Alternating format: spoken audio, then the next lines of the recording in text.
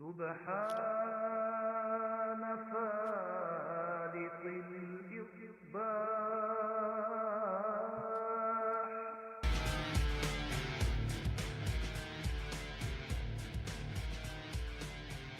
That's right, Infidel Marks. We're back for another edition of the Friday Locker Room. No Ben Hameen. Ben Hameen's been feeling under the weather. Out in all that snow, making all those weed deliveries. But I'm not alone. From the Monday Locker Room, of course. Ladies and gentlemen, TKO RBV. What's up, Rick? MSG, great to be back with you here at the Friday Locker Room. What better time than on a Thursday afternoon? Have a little fun here today, a little thirsty Thursday. Got my Coca-Cola all primed up, caffeine ready to go. And as you said, man, I know it's maybe some disappointment out there. We're going to do our best to fill in, but the boss man under the weather. So we are here to carry the snow load. We are here to carry some sort of load. That is true. But we're back, guys, on the Friday Locker Room. Thanks for jumping in with us. Frank, see there, Liz, La Muerta Flores. Thanks for being early viewers to today's episode of the Friday Locker Room. We're going to talk a little bit of headlines before we get into that. Rick, how you been doing? How was your festive week last week? I haven't talked to you since.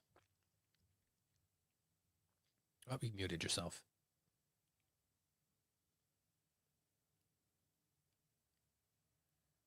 And you're still muted. I'm back. I got so excited here to be here, with everybody in the chat that I just knocked over my microphone, so it came unplugged. So, yeah, I'm back in business here. But hey, man, things have been good. It was a good holiday. We're now into December. I did set a little bit of a goal for myself. I really can't remember the last time, maybe if ever, that I've really gotten into the holiday spirit, that I've really been moved by the season and really got involved and appreciate the things that it's supposed to represent.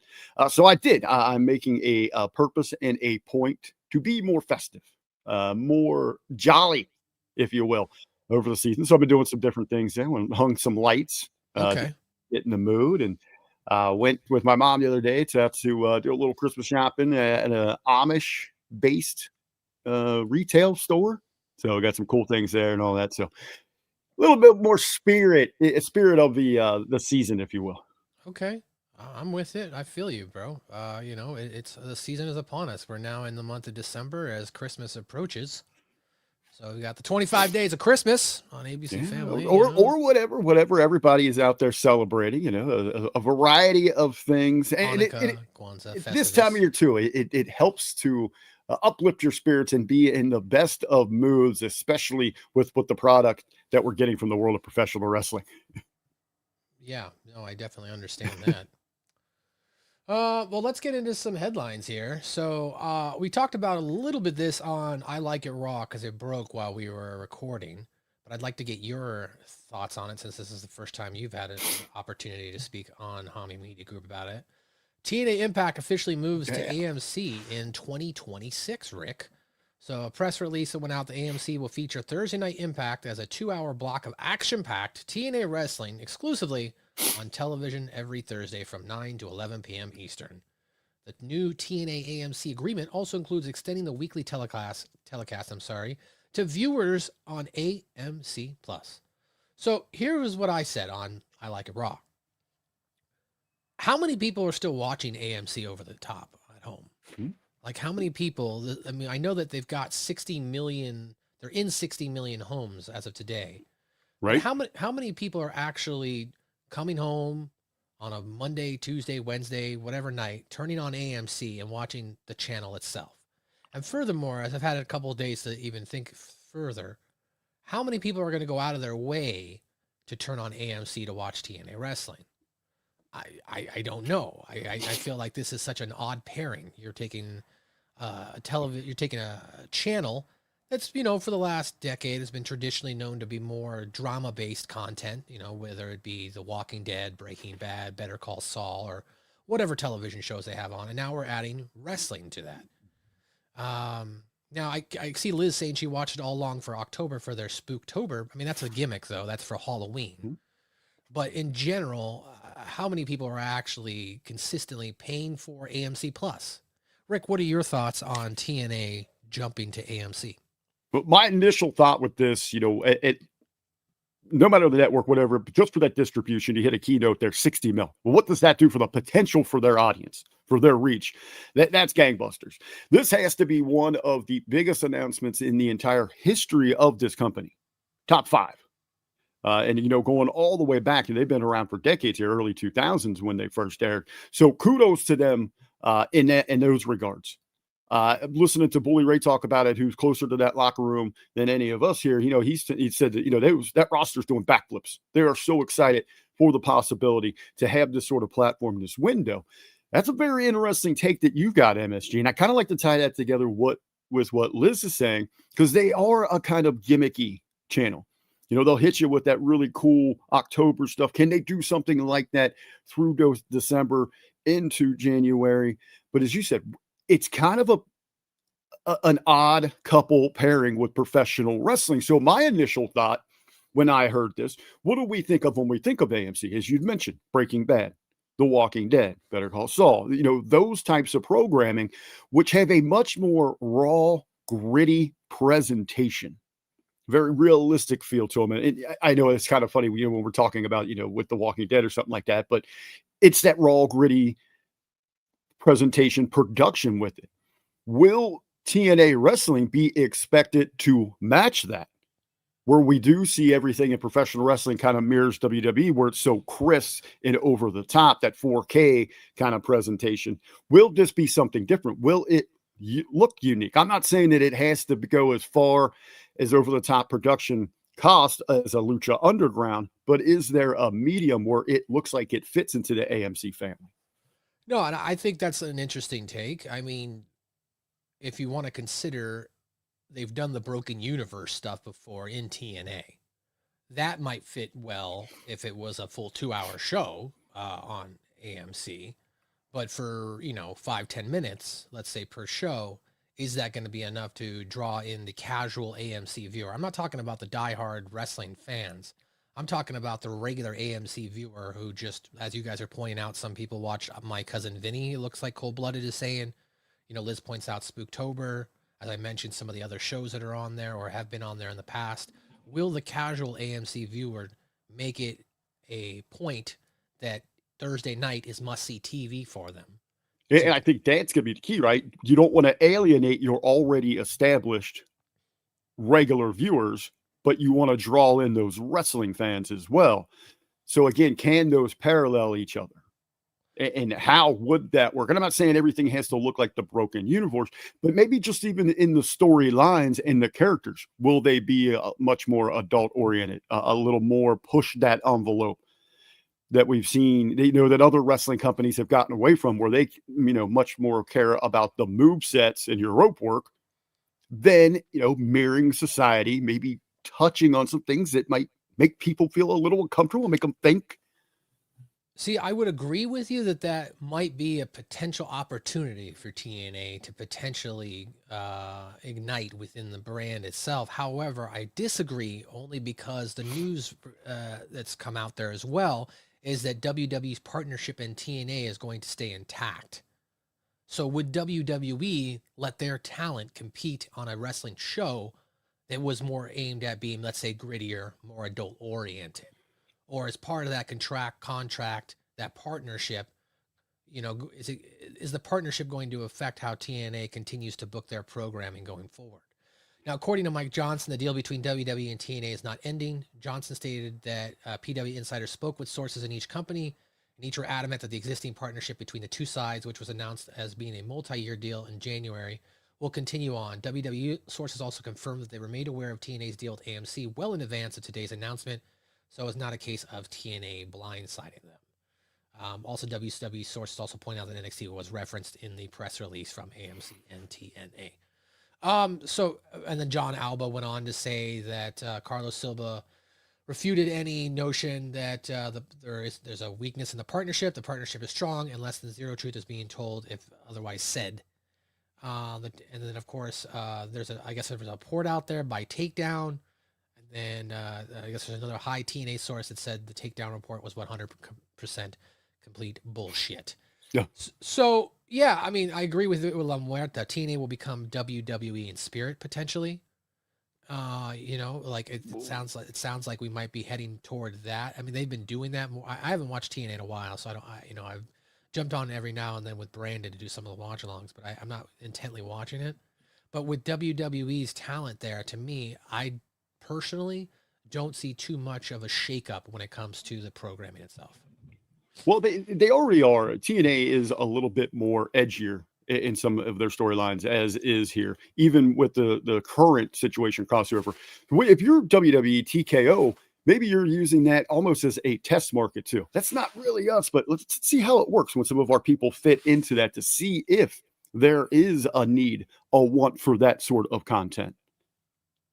Potentially. So it could be. It is something very, very interesting to keep our eye on here. And it kind of ties into this. Yesterday on the Pat McAfee show, Nick Khan did a guest spot there, and he talked very little WWE.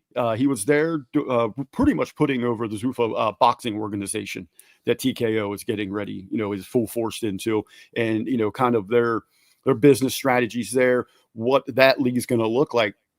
What really jumped out to me is all of these guys at the top. Khan sitting there, he's dropping names, the biggest names that are agents, that are promoters, what they're hoping to bring to this new boxing promotion. And they're all connected. They're connected to the top guy at Impact or at TNA. They also got a deal, that helped. The guy that's like working at AMC right now was also the head at MSG, no pun intended, sports. So you've got all these top dogs at the very top of this game running combat sports, which I think is very, very, very interesting. Instead of the old regime of the carnies running this industry, you have got the top sharks. The super agents are now running the business of wrestling, MMA, the fight game, boxing, whatever it might be. Okay, I mean, that's an interesting. So they're all tied together. It's in listening to Khan yesterday talk, man. Like even his look, his demeanor, how he sounds like. If you didn't know who he was, you'd be like, man, this guy's like a top level mafia boss or something like that. Yeah, Tony Khan is definitely an interesting character. Nick, not Tony. Oh, Nick. I'm sorry, Nick on Pat McAfee. Yes. You've got all these other top level sharks, top level hungry in the water, circling around, super agent sharks, and then you got poor Tony Khan, who has no business in that game with those people.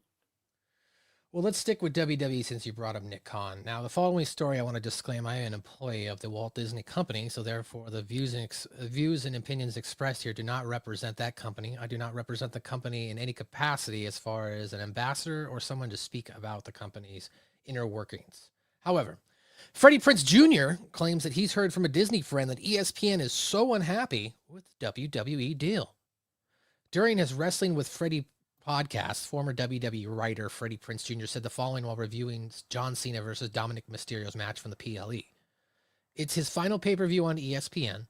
ESPN, by the way, is so unhappy with the deal.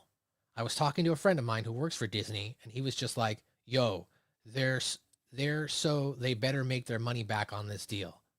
Basically saying they're so mad that they better make their money back on this deal. Like he just said, they're hot. Guys, we got to buy more PLEs. However, in November of 2025, ESPN President Burke Magnus stated the company's partnership with WWE has gone great so far.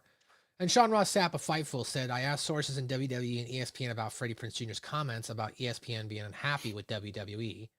A WWE higher-up said no one in WWE upper management is aware of Freddie Prinze Jr.'s role in wrestling or otherwise. And an ESPN rep claimed that they haven't heard that chatter and enjoyed working with WWE. Rick, what are your thoughts? I'm going to let you just take the lead on this. I'm going to keep my opinion to myself here for obvious reasons, but what are your thoughts on Freddie Prinze Jr.'s comments that that ESPN is potentially not happy with how the partnership has gone so far? Can this be a case where all sides of the story are true? I'm not doubting that Freddie Prinze Jr. had a conversation with someone. We don't know the contents, the environment, what was surrounding said conversation. I'm not going to doubt that happened. And someone said, yeah, I don't think we're real happy with this. That I've talked to somebody that's talked to somebody that this might not be the best deal for us. But I also believe everything else that those other individuals said. When we look at the ESPN app, And I know sometimes it's hard for us from, the wrestling fan perspective because we're in that bubble. We either want it to work so much or we want it to bomb and fail with it. So that, we're not looking the forest through the trees. We're not really seeing what could be there. I think when you look at the ESPN app, what were their expectations for this thing? I don't think they were over the top that they believed that it was going to bring in, 20 million new subscribers to this thing. They've set up this app. They are trying to grab as much content as possible. One of the great points that you had brought up in the last year when we were talking about the kind of comparison here, the freestyle wrestling, and that's what we're working on. And you said it might not be the most popular, but there's a need for content, unique, different content, because we got all these platforms. If it be the pay systems, if it be the other distribution through the streaming, through whatever it might be, we have got endless outlets that need content. So the ESPN app has been a la carte. They are trying to buy up as much as possible a variety of different flavors to justify asking people to pay that $30 per month there. Now, the three biggest grabs, they have a little bit of the NFL, a little bit of the NBA, and some college football, but they don't have those exclusive rights. You can get those elsewhere. Those are the biggest grabs in sports for anything like that for your distribution. Everything else is niche. So I don't believe, maybe they're not as satisfied where they thought maybe wrestling would pull a little bit more, but I don't think they're absolutely as disappointed and, they're, threatening to cut the cord or anything like that, to try to get this money back on it. Because, look at everything else they're grabbing. You work some of the outlet channels. You know some of the crazy stuff that's on out there. I work in drag racing. I still find it's hard to believe that Fox Sports runs like 12 hours of drag racing each year. It's not the most television fan-friendly sport to watch. It's one of those be there live sort of Gotta deals. love Fox Sports Racing. Yesterday on one of the ESPNs or one of the sports networks, because how many of them do we have now? There's dozens. There was a 4-hour block of table tennis championships. And everyone's looking for as much unique content as possible. And I know other things that are on that app. I gotta say, there's probably but you got to look at what's the ROI, what's the return on investment for it, what's the hype. Now, I will say I noticed a significant difference in how they rolled out the red carpet and tried to hype WrestlePalooza as opposed to Survivor Series. It seemed like there was a drastic drop off in that hype machine. I also remind myself this wasn't supposed to happen until early 2026 and really get geared up on the road to WrestleMania. So they still might be holding off on that to make that first big push towards the biggest event in professional wrestling. Yeah, I can't disagree with potentially that they're looking at the Royal Rumble as kind of their launch point, their launch pad, if you will, as far as this new agreement that it's only been in place for a couple months. Based on what we've seen over the last couple months, let me ask you this. Do you feel like this partnership from just a viewership standpoint has been fruitful? My mind always goes to the marketing side of things. And it's the business detail with it. And I'll make another comparison inside of their own company, TKO. The hype stuff that I have seen already for UFC and Paramount has blown me away. I sit and watch kind of those, how they tie in, the great movies and the gladiators, the true warriors, and then they compare it to what it's going to mean when UFC joins those ranks and how they're both tremendous storytellers. And we got all these amazing characters. ESPN and WWE did absolutely zero of that. And even when they tried to force it during WrestlePalooza, when they went in real heavy with it and a little bit of the stuff that they done for Survivor Series, it just seems like it's a very forced and awkward relationship. Like they don't know how to parallel the two together when it should be very, very easy, because professional sports, especially the NFL right now, out pro wrestling because they have got great characters that they sell. They have got great storylines inside of it. They've got the intrigue. With the NFL, we got all those great characters. We got the drama right now heating up. The playoffs essentially start this week for so many teams. Tonight, the Lions and the Cowboys. This is essentially a playoff game for them. And then with in the back of the mind with some of the fans, you got some of the conspiracy, like, is this all rigged? Is this pro wrestling? Is the fixing? You got all that pull. And look at, you and I were just discussing this before we hit the play here. Look at what the Thanksgiving games did. Record numbers. Over 57 mil for the Cowboys and Chiefs. The Bengals and Ravens broke a nighttime record. The early game broke a record.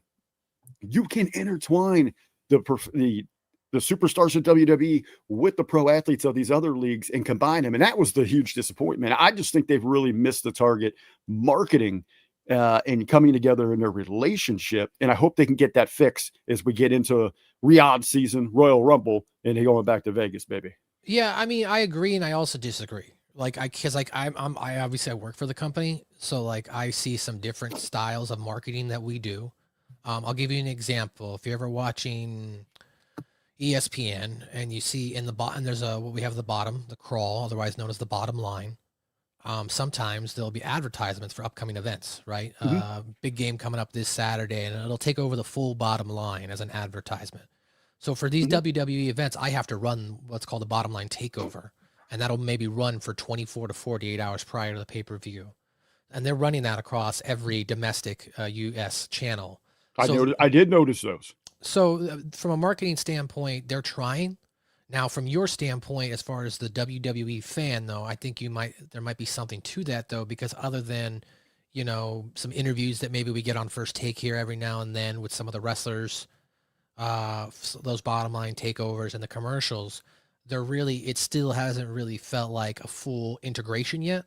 It still feels like they're kind of trying to figure it out. But this is new for ESPN as well. Other than the fact that you can go back and at one point in time you had what was that? Oh, it was regular wrestling. AWA had AWA a on staple ESPN there. Classic, yeah, stuff like that. The GWF, right. Global Wrestling Federation. We're talking like 70s and 80s, right? Exactly. Well, I remember in the early 90s coming home and like every day from like 3 to 4 or 4 to 5, there was an hour of wrestling. But that's, again, back then they were just looking for all that content. But what you're saying, though, is absolutely right. I mean, that company has evolved so much beyond, 30 years ago, but it is a different thing. But in the world of sports, those pro athletes, they love getting involved with professional wrestling. You see a lot of that. So I just like to see a lot of that more crossover. And what you're saying, the bottom line takeover there, I did regularly notice those. Those were there. But the WrestlePalooza one, when they brought in, they had like Heyman and Seth on First Take, which went okay. The Usos did a sit down on a Sports Center, which was actually an atrocious. I mean, just a bomb. Because poor Jay was just out of his element. Luckily Jimmy was able to save that a little bit. I know on the Survivor Series, dude, I was so mad. Okay, I left on a Monday. Okay, which is my, I have Tuesday, Wednesdays, and Thursdays off. I left on a Monday, and an email went out an hour after I left that said, "Oh, by the way, the Usos are going to be here on Wednesday, and if you want to come in, you can take a picture with them." And I'm like, "You motherfucker! Like, why did I get that email later?" Everyone's like, "Well, you don't check your emails at home." I'm like, "No." Like, I'm clocked out, baby. That's the bottom line. As soon as I clock out, that's my takeover. I'm out. So, but yes, they had that. They've had on Cody Rhodes. They've had on Triple H. They've had on Goldberg. Right, so they've attempted, and they're going to continue to attempt because it's in their best interest for the huge investment they made for this streaming content for them to continue to integrate it. So, and I guess going back to the original point of what we're talking about with Freddie Prinze Jr. saying he talked to somebody, I would like some more context with it. What exactly is it that this individual believes that Disney's fed up about? And then also, has there been talks if Disney is upset, ESPN upset, whatever the case might be, how high this goes up, what are some solutions that they see need to be done? It just can't just be, oh, this is all WWE's fault. Like, no, you're the outlet that's distributing this. You're the one that's driving the advertising force behind the app. So I am not doubting those words were said to him. I just don't know the fidelity of how truthful or how deep they run. See, I agree to that to some extent that that there's some onus on the outlet, but I would also push back by saying that every other piece of sports content that ESPN has generally has a market for viewers, right? Whether that be the NBA, MLB, football, college football, soccer, lacrosse. There is a market for that, so it's not as difficult for ESPN to market and advertise that to the viewer, like, because you're coming to their channel for sports, right? So Right. if you're coming to their channel for sports, then it's a little bit easier to say, hey, we've got these sports games on that you are going to probably be interested in because you're already on our channel. Whereas wrestling's a little bit different, and not the audience itself who's tuning into ESPN, they're not necessarily looking to watch wrestling potentially. So there is some onus that ESPN definitely needs to do potentially more. But as we spoke, this partnership is just so new that they might be kind of holding back until we get that first big pay-per-view like the Royal Rumble. I think that's going to be interesting because that's when this was supposed to start. Right. Sticking with WWE, and let's talk about some Survivor Series fallout here. Well, not really fallout, but more just interesting information, I thought. Lana, otherwise known as CJ Perry, reveals that she had to buy her own ticket to attend WWE Survivor Series. While speaking with TMZ.com Inside the Ring podcast, former WWE star Lana CJ Perry commented on attending Survivor Series. Perry revealed that she had to pay for her own ticket. It's a weird situation. I think it's all TKO, she says. When TKO came in, a lot of changes happened. Like you have to buy tickets. Everyone has to buy tickets. Liv had to get all the tickets for her whole family and everything. My husband had to buy tickets to bring his whole family to WrestleMania when he debuted. Plus me, it was $5,000. I had to buy the suite, and it's all because of TKO. This isn't Hunter. This isn't Bruce. This isn't, John Cone. You're the best. I love you so much. John is always trying to give us a deal. He's in talent relations. He was a referee a long time. He's literally the best, but there are these strict rules and regulations now. I don't have a problem paying for tickets because I believe in these people. I believe in Liv Morgan, and of course I'm going to buy a ticket for her return. I love her, and I love wrestling in general. What do you think about that, Rick? WWE superstars now having to buy tickets for their own family members. First and foremost, it's almost like TKO is a real big time professional business, isn't it? It's kind of crazy. It's crazy to think that. My initial thought when I saw, and she had some other comments as well during this thing. What I asked CJ, aka Lana, what's the payoff here? Why are you even talking about this? What is the big deal? What is the positive? Lana running her mouth is what ruined Rusev's first run with this company.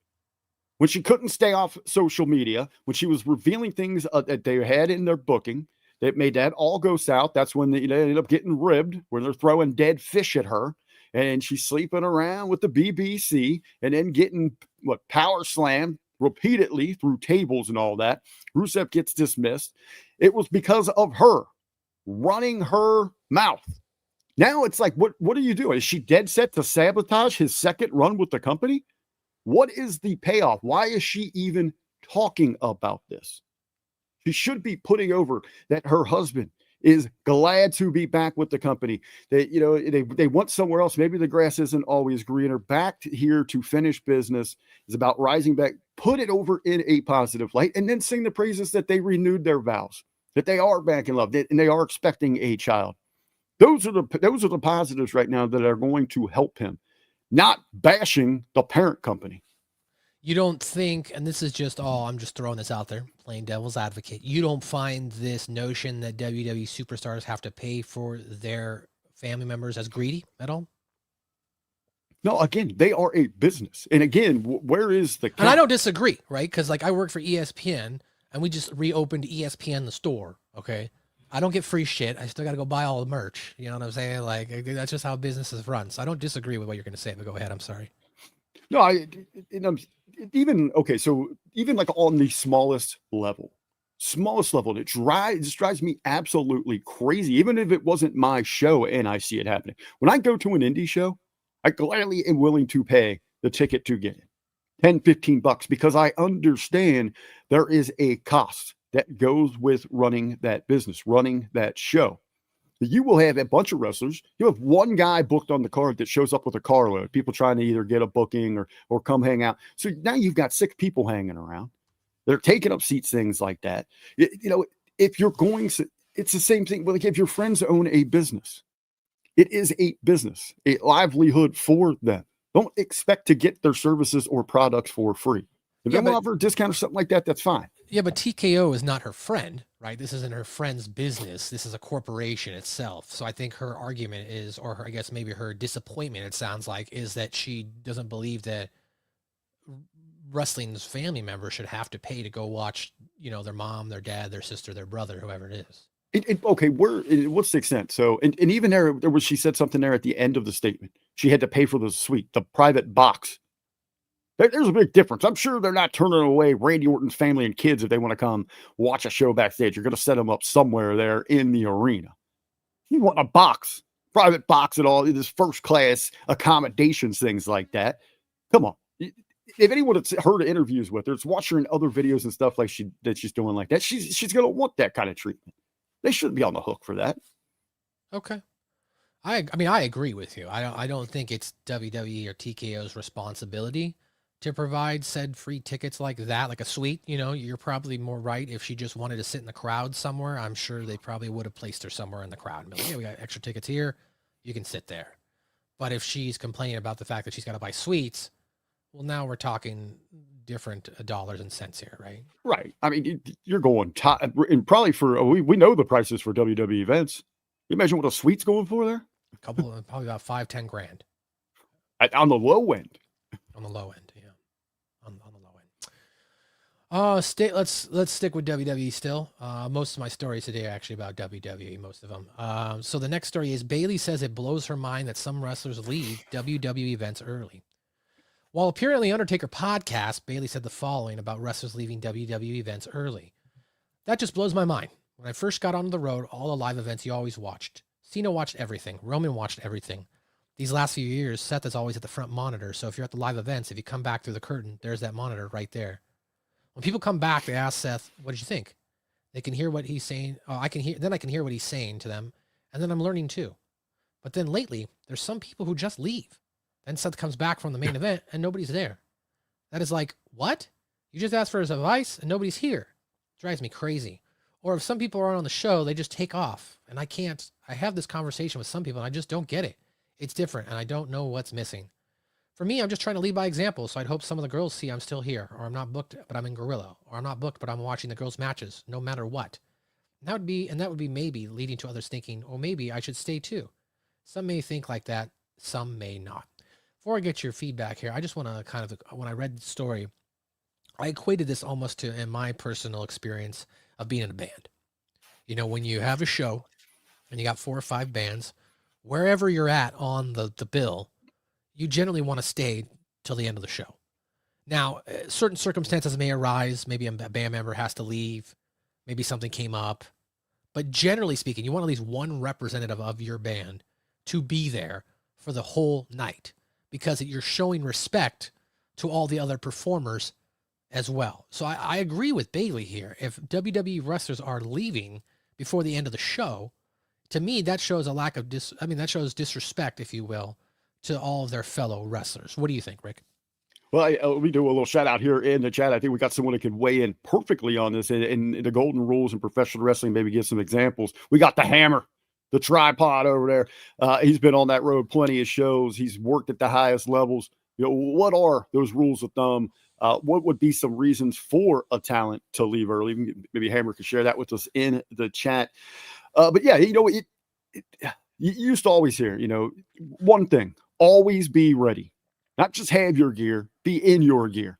You never know what's going to happen, especially later in the show. They might have to pivot. It might be an injury. Something comes up. I remember one of the great stories that Bischoff, when he went to WWE as a talent, he came in, did his thing, did some pre-tapes, had an early segment in the show, and he took off, go to the hotel. Apparently, something went awry. They needed him to go out and tie up loose ends at the end of the show. They're panicking, and he's back at the hotel room. And, it almost cost him his job at that point. They were so furious with him. And again, later in that show, something comes up, an injury, you never know. They might need somebody to fill in. That could be an opportunity for you.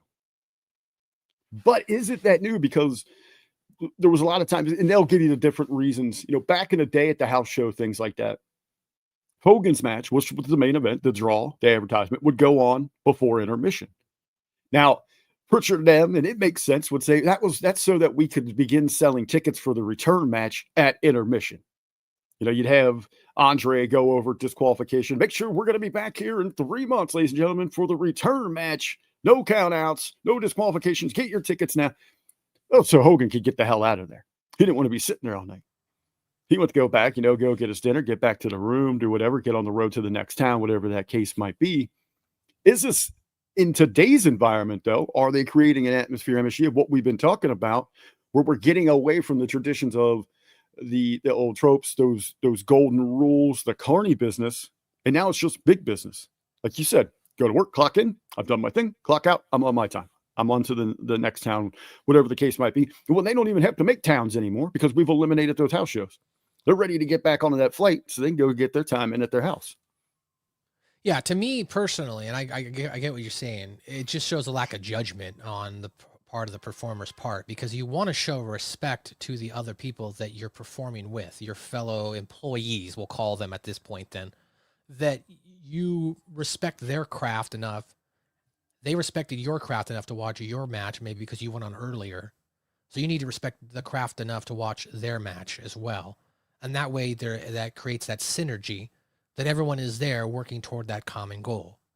If you're just going to go ahead and show up, do your match, jump in the car and leave, unless you're a big time star like Brock Lesnar or John Cena or even Roman Reigns, I don't see it as an excuse for doing so. I personally don't think anybody should. I mean, you should be there at your call time.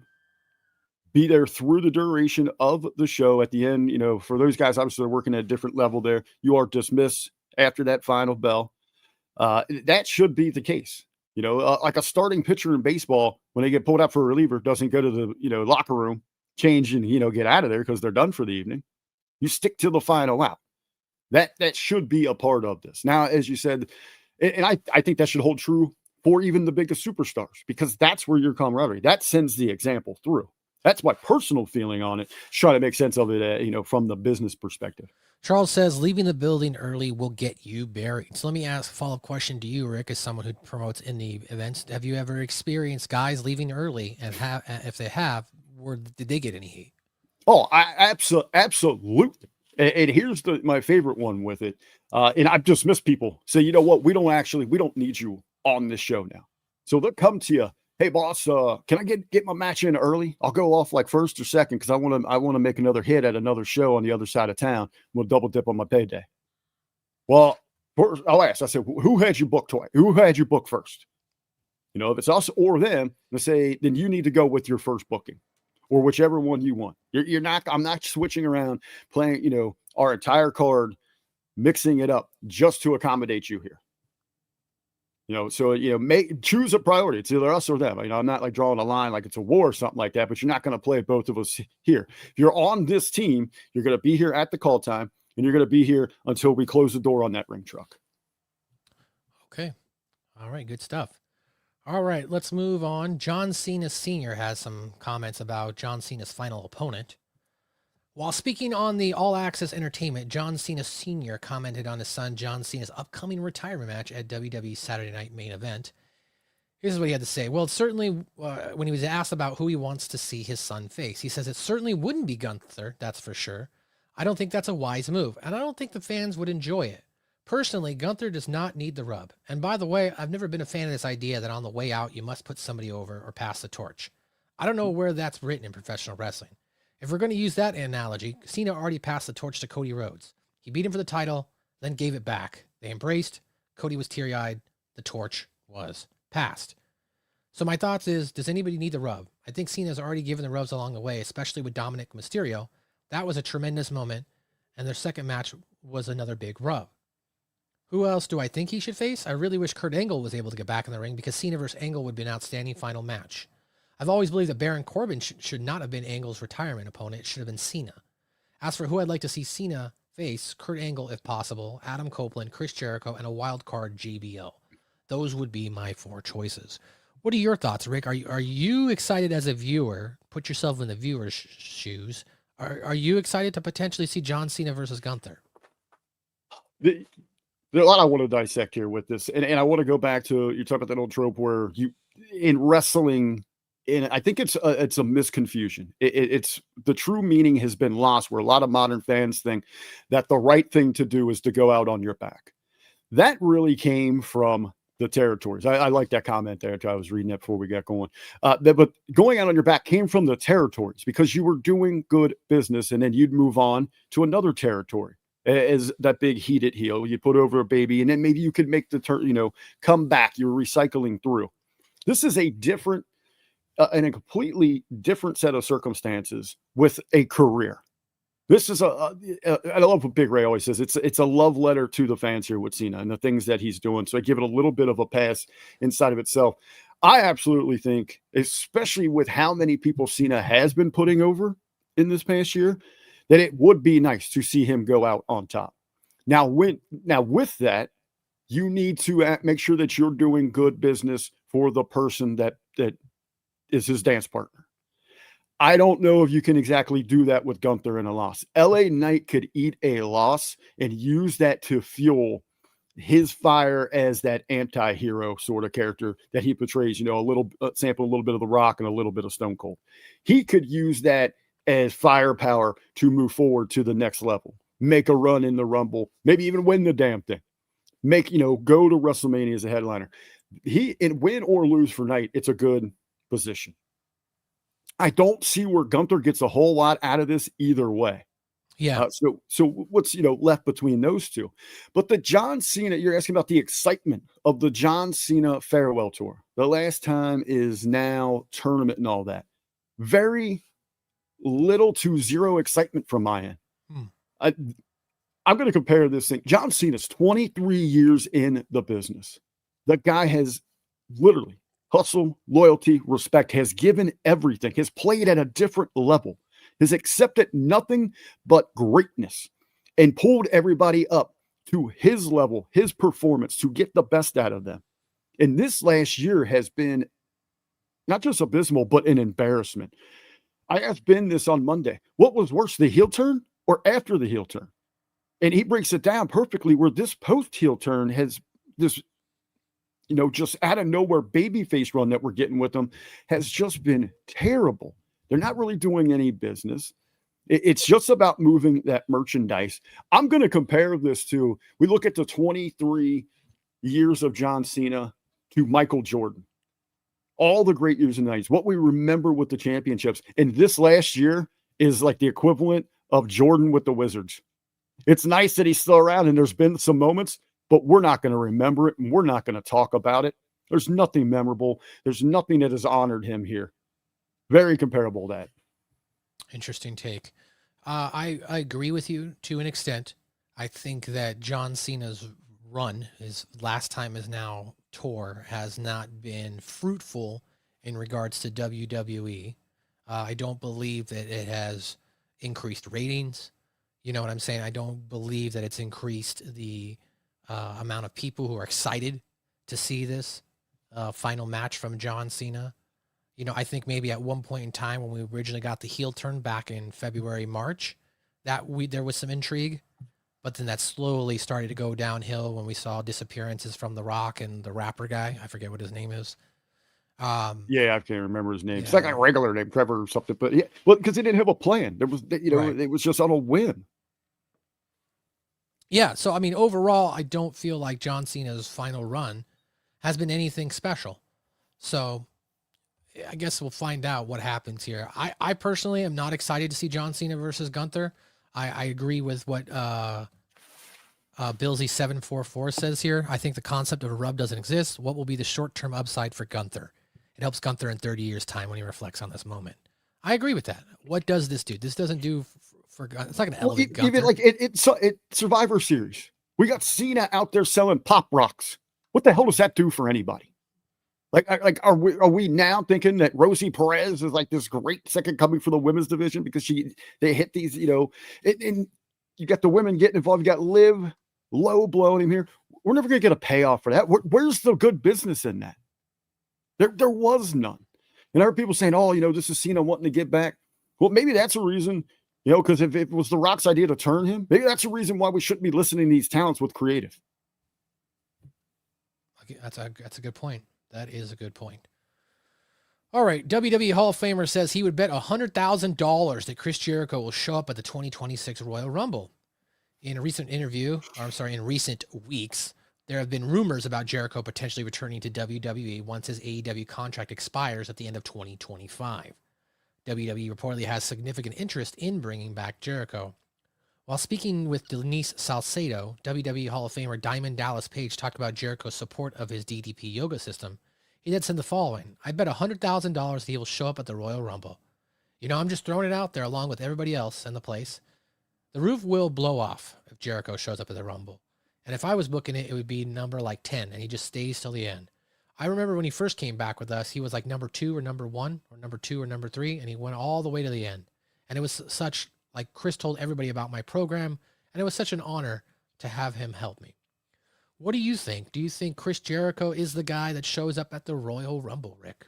Well, if you're going to have Jericho in the Rumble, the Saudis would love that. They're going to fork over a big payday for Chris if they can grab him on that. But you got to have him come in at number 10, right? And you got to use the millennial clock countdown on the buzzer. That's your selling. The Saudi thing to me is probably like the biggest selling point. Go get that payday, Chris. I would say, in the last couple of weeks, we saw Mr. Jericho putting over TNA Wrestling as the second biggest company in the world. Chris probably knew that they were getting nearly 4 times what they were asking in that television deal. So he might be working an angle. Hey, I'll come and do some spots for you. Help you on that January 15th show. Those first couple months. Hey, worker's going to work. Chris Jericho knows how to work it.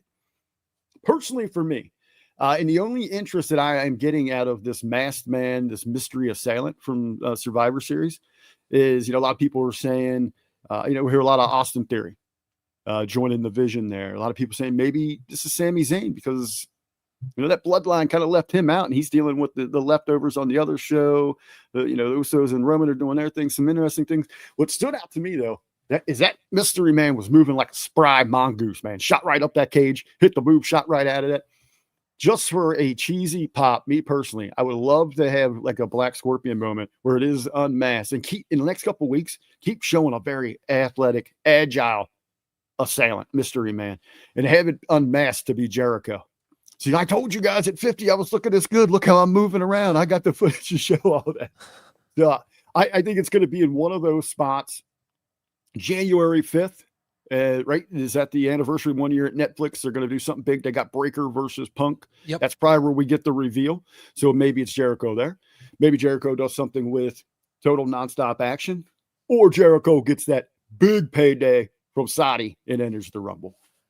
Is Jericho big enough, or does his name hold enough gravitas in 2025, 2026 in WWE? Do you think it makes that big of an impact?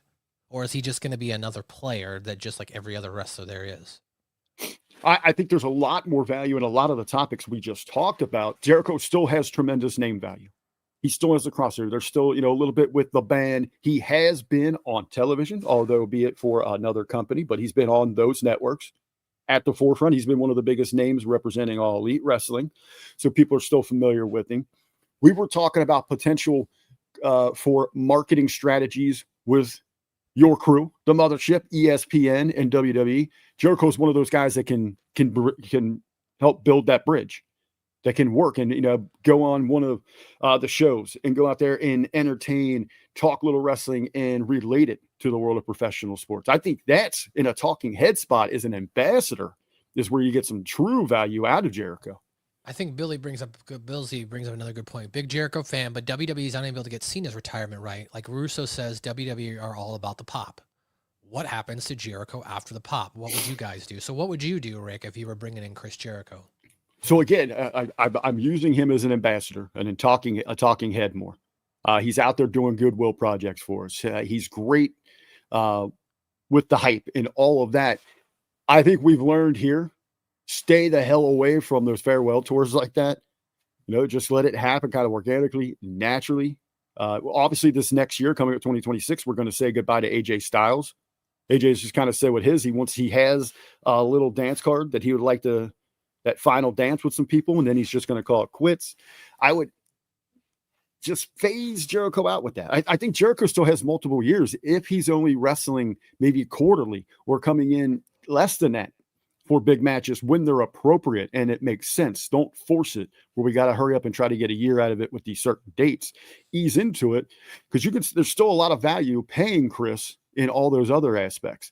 And he gets hooked up with TKO, those representatives, those other parent companies, branch companies with Ari Emanuel and all them. The super agents that can get him other jobs, hosting game shows, things like that, little small roles in, B-level movies, comedies of that nature. Look, not to say 5 years isn't a long time, but it's only been 5 years since Chris Jericho was in the WWE, right? So, what type of matches would you say, or would you think you could expect to see that could be considered dream matches or blockbuster moneymaker matches? Because at this point, I look at the roster and I go, Jericho, other than maybe like a Braun Breaker, some Bronson Reed, and LA Knight, he's gone toe to toe with all these guys. Yeah, I guess, it hasn't been that long, but it is old, long enough, and he's been there for a while through the different generations where you get the nostalgia effect. He's going to, bring people, the lapsed fan that came up with him like us that have left are going to come tune in to see maybe what he's doing. I don't know on paper if there's necessarily those dream matches. Do those exist today? But he's so captivating and able to reinvent himself that then you need to create new situations. Okay. Before we get to the last story here, just want to shout out the chat room. We got CBRS Entertainment. Says it's Chris Best from Turnbuckle Talk. Thanks for jumping in. Frank's Pickle Barrel Ass, Billsy, Cold Blooded, Charles the Hammer, Charles the Hammer. JBKS Comics. Who else? Am I missing anybody else? I saw Liz was here. La Muerta Florence. Ryan Bowman jumped into the chat room as well. Oh, Mr. Bowman. A little shout out to Mr. Best over there with Turnbuckle Talk. Had a great time. I was on this past Tuesday with them for their flagship show, Turnbuckle Talk. Great time, great conversation with them. Greatly appreciate it. Bobo's in the chat room as well, watching out. And we got a number of other viewers that are watching. They just haven't commented. So thanks for hanging out with us, guys. We sincerely do appreciate it here on a late edition of the Friday Locker Room. If you're looking for Ben Hameen, as we mentioned at the top of the show, Ben is feeling under the weather right now, so he's not with us today. But shout out to Ben Hameen. Hopefully he gets better and can get back up on his feet and get back out there and start delivering that weight. Two more stories here to end the show with. First off, Paul White comments on former WWE star that he thinks could help the product, AEW that is. While speaking with Not Sam Wrestling Live, AEW personality Paul White discussed the possibility of former WWE star Bishop Dyer, aka Baron Corbin, working for AEW. I've told everyone this. If you look at Tom's footwork, he's got some of the best footwork of any big man in the wrestling. If we gave Tom the right character, he could be such a great heel. He'd be such a great heel for us. He knows how to work, knows how to talk on the microphone. When I look at people that can help AEW, Tom is the guy that I think can help our product. I really do. What do you think? Do you think Baron Corbin, Bishop Dyer, whatever he wants to go by in the world of professional wrestling? I know he's doing MLW stuff right now, but do you think he could make an impact, no pun intended, with AEW? Everything that Big Show lays out right there is true, but it is the exact opposite of what seems to be what is attractive in the eyes of Tony Khan. That's true.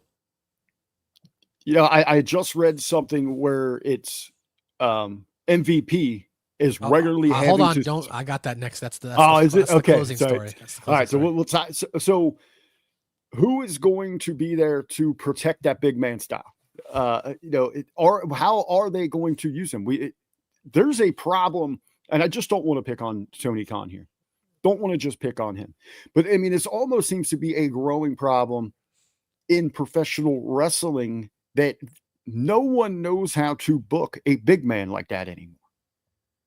It's either like in WWE, they get overexposed. And once you chop down the tree, that big giant tree, there's no replanting it. And that is an issue.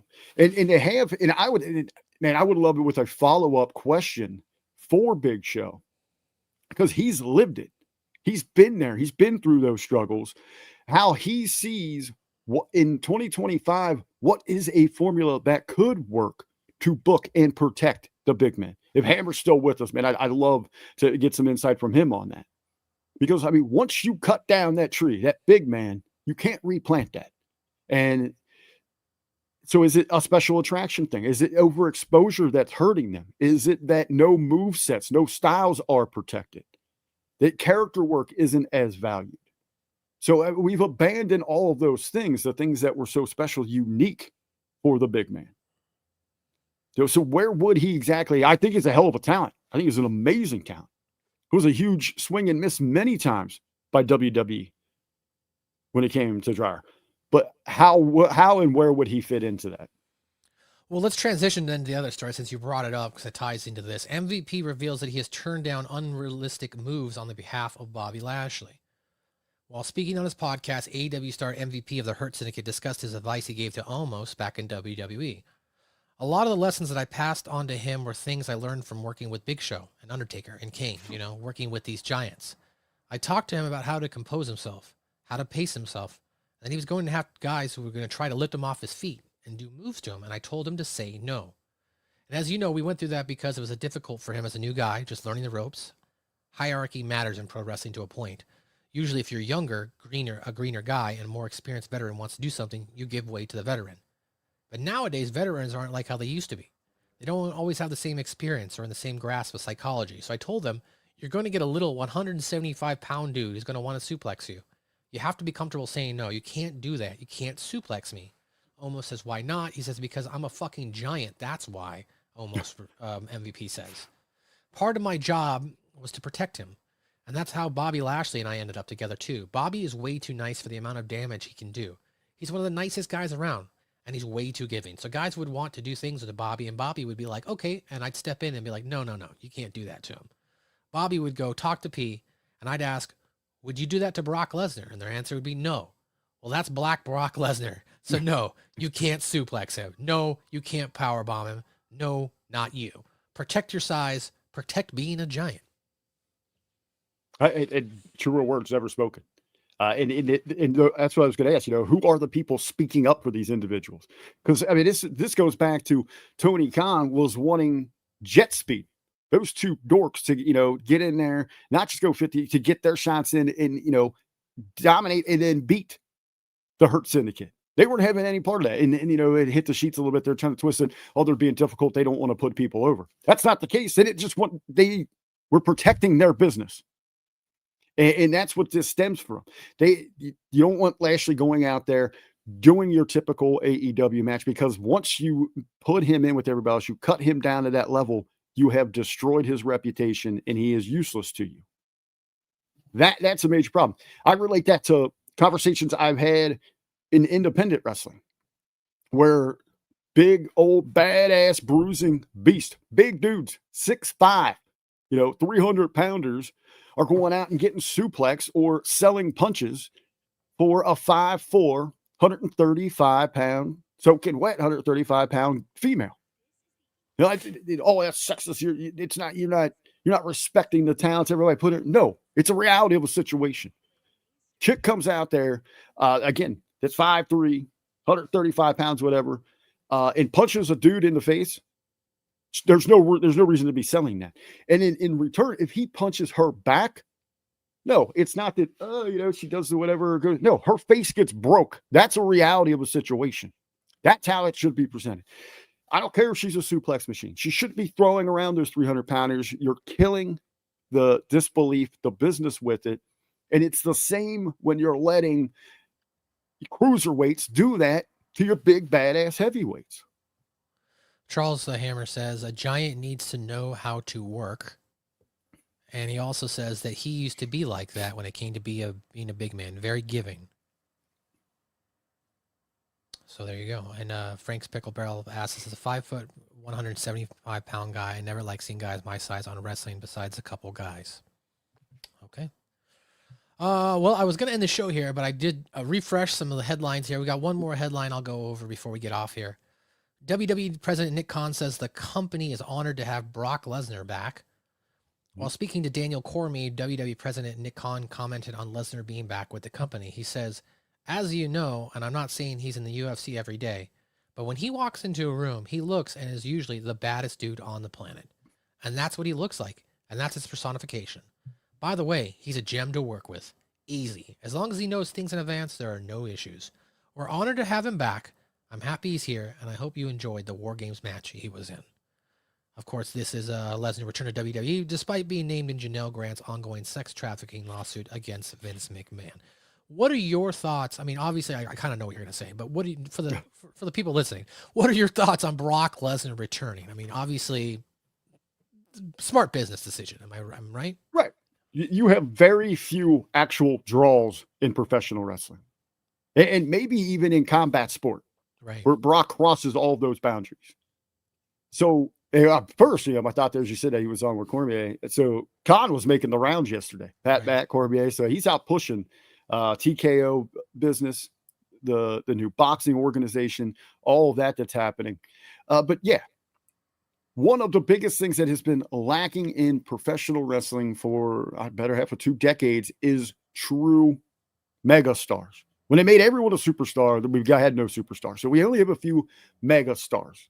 And Brock Lesnar is at the head of that list. So yeah, anytime that they can bring him in, any business that they can do with him is going to be a positive for the company. And as you say yourself here in their conversation, paraphrasing Mr. Russo, they are in the business of pops. Right. They are looking for those big moments, that big energy, and that's what Brock Lesnar provides. All right. CBRS Entertainment says, I was a big man in the ring. I knew my limits and had to teach other wrestlers to understand what makes sense and what doesn't make sense when wrestling me. All right. Well, that is all of the headlines I've got for you today, Rick. Before we go, have you been watching any JCW? I have it on my list. I'm probably going to fire that up here probably this afternoon, probably while I'm watching dinner. Okay. Well, I did watch JCW's last week's episode today. So you saw the debut, right? I did see the debut of Mr. Russo. So he came out at the last 5-10 minutes of the show. I thought, and this is, look, I don't want to tweet him this, but if you guys want to tweet him this is up to you. Guys, there were some continuity errors here, okay? There were some continuity errors in this show. And the only reason why I say that is because at one point in time, or I guess to the last 3 or 4 weeks, Violent J has been talking about the fact that there's an investor coming, but he doesn't know who this investor is, right? And Big Vito ends up revealing that he's not the investor, he's just the muscle. But then Vince Russo comes out and cuts a promo and talks about how he's known Violent J for 25 plus years, and then Violent J asked him to come here. So I just thought there was a bit of incongruity there with the continuity there. Like, you can't, for the last 3 or 4 weeks, pretend you don't know who the investor is, but then as soon as the investor comes out, he says, oh, I've been talking to him for like 25 years, and I told him I was going to come. Like, I could see, like, maybe just now I am more intrigued to go check it out. But my first thought would be, here at HMG, if we have an investor, wouldn't we want to know who that person is? Yeah. Are we just cashing made out to cash checks, not signed by anybody? We don't know who it is who's investing here. But it does seem, for what I have seen, it looks like Frank's right. You tweet him that and you're blocked. That's why I'm not going to tweet him that. Hey, yeah, that's all we need. I got the heat when I was talking shit to Jeff Lane. You're just going right at the boss over there. So it's that's the real heat. Hey, you're going to be the one getting your ass called into HR here at HMG, buddy. Oh my gosh. But it does look like their numbers are good. Yeah, like their numbers have been going up every week. First it was like 20, then it was 30,000. I think this last show did 50,000 views. So like their numbers are increasing. So do you ever see? And I know a little bit of the product. I got some good friends that have had some opportunities that work there. I'm glad for that. Yeah, you were in the conversation we were talking about with Ben. I can't remember what show about, how can they use this to grow a bigger audience? Do you ever see an opportunity where they could end up with a major stream or other platform for distribution? I don't. Just based on the fact on just how the style and niche, the vulgarity. Like I'm not against it, but I mean, there's a lot of foul language on this show. Maybe it was Frank that I heard say this. I saw him in a chat. I believe, but I could be wrong. But someone was talking about they just got to just tone down the F-bombs. There is a lot of F-bombs. I would say in 2025, as we head into 2026, the last month we have here, I think it's interesting that TNA wanted to get a TV deal and they just didn't focus on YouTube. Like, I feel like with the reach that YouTube has, JCW could potentially become the biggest wrestling show on that platform. Not that because there's other wrestling shows, other companies put their content out on YouTube as well. So I think JCW has the potential opportunity to be the biggest company, and they could be garnering millions of views if done right. If the content enough is captivating enough for the wrestling fan to want to tune in. So I don't know. But I don't see JCW ever ended up on a streaming service personally. Well, I so don't- what's the major difference though with your financials? Because I mean, the Impact, or I keep saying it, the TNA deal is 30 mil, right? I mean, you have to get, I mean, that's a lot of revenue sharing for YouTube to get anywhere near that. You would say that, but once you start, hitting 100,000, 200, 500, 1 million, views, as far as on YouTube, you start really making some good fucking money. That would be the biggest thing to me. Like, where does those financials balance out? Yeah, I mean, and as Frank's saying, great point. YouTube pays too. That's what I'm saying. The advertisement opportunities on YouTube are endless.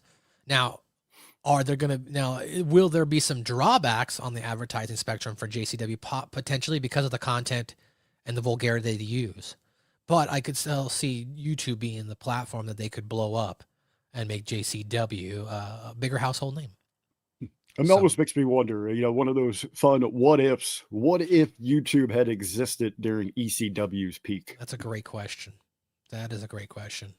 That might be a fun topic for the reflection game. If you're listening, Professor Big Ray, drop that in there. What would happen if YouTube was ECW's home? Well, ladies and gentlemen, that's how I like them, pal. Hit you and quit you. Get on out of here. We're done. That's going to do it for another edition of the Friday Locker Room. We appreciate you dropping by, checking out the show, hanging out with us in the chat room. You can visit Hami Media Group on Facebook, join the Hami Media Group discussion, and hang out with us. Talk shit. We're still, unfortunately, our Twitter handle got hacked, so we do not have a Twitter presence right now, other than Kaz. So go follow Kaz on Twitter if you want to get all the latest and greatest tweets and stuff like that for all the content that's out there. You can check out my podcast at South Park Pod on all outlets, on YouTube at South Park Pod, at SMB, a South Park Review on all podcast outlets. Brand new episode just dropped, season 23, episode number 7 we just did. Board Girls. So go check that out. It's available right now Board Girls on all outlets. Rick, what's going on with you? You got any fun stuff planned this weekend? RBV Eats Out, drag racing, monster trucks. What's going on? Just kind of kicking back this weekend, relaxing. Jimmy T sent me a message. I assume I'll be doing that smack attack, watching that damn blue brand. God. 3 hours. Yeah, right? I'm gonna, man.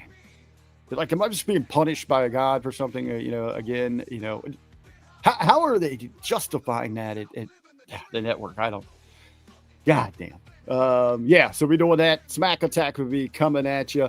Might jump in Saturday night with Let's Go Brandon for the NXT Deadline watch along, and then on Sunday I'll be popping back over to Turnbuckle Studios with the Chris Parrish Show. Chatting it up with him just about a general topic. So making the rounds, a little podcasting this weekend. And of course, hopefully he's feeling better. Back at it Monday, high noon for the Monday Locker Room. That's right, guys. You can check out all of our great shows. You got the Monday Locker Room. You got the Next Level Review podcast, Wednesday Locker Room when they're around and when they're back in season. Shout out to Steve King, Billy Ray Valentine, Andrew Bello. I actually got to meet up with Bello and Steve King for the first time when I went to 2CW a couple weeks ago. I was excited, actually. I thought Ben was going to be here because I thought we were going to get to talk a little 2CW since I was not here last week for Thanksgiving. But we'll eventually get around to that conversation. So shout out to the WLR boys. Shout out to Colin. Got to meet Colin Wysong in person, too. It was, the cool thing about what we do here, and we did the same thing, Rick, when we met up in person. Because we've been doing this for so long, when we finally, get to see each other face to face, there's no real, awkwardness. It's just like, hey, what's up, fucker? I've been talking to you for almost, a decade now. You know what I'm saying? So it's you don't really miss a beat.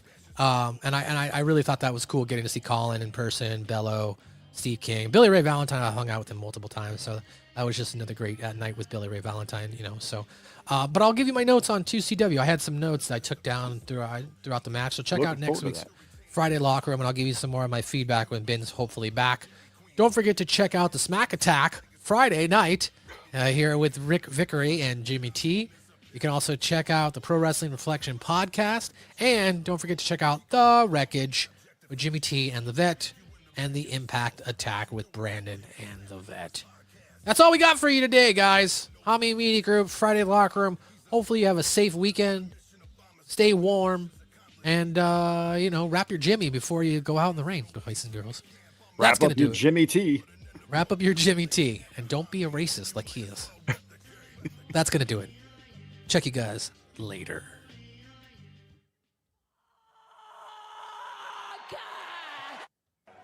If you're not Caucasian, then leave. Mark Henry.